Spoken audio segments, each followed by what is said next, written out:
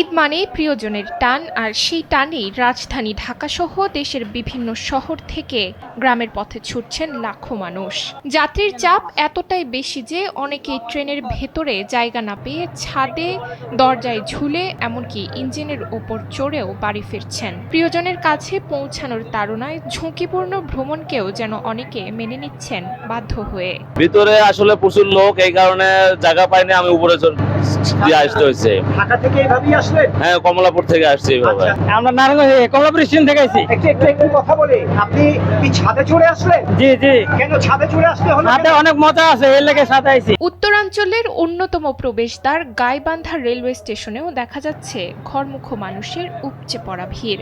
ঈদের আগে শেষ কর্মদিবস শেষ হতেই শুরু হয়েছে দীর্ঘ ছুটি। সেই সুযোগে ট্রেন যুগে বাড়ি ফিরতে শুরু করেছেন কর্মজীবী মানুষ, শিক্ষার্থী ও বিভিন্ন পেশার যাত্রীরা।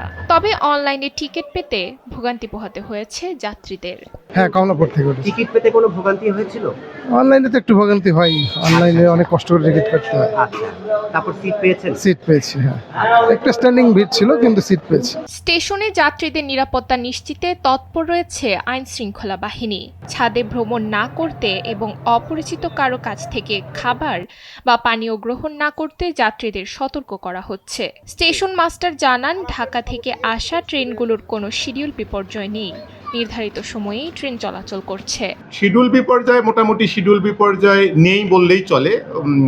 বড় ধরনের কোনো শিডিউল বিপর্যয় এখনো পড়েনি ট্রেন। আমাদের এই ট্রেনটা 4:30টায় টাইম ছিল এখানে আসার, আজকে মোটামুটি 5:10-এর দিকে চলে গেল, তার মানে 40 মিনিটের মতো লেট।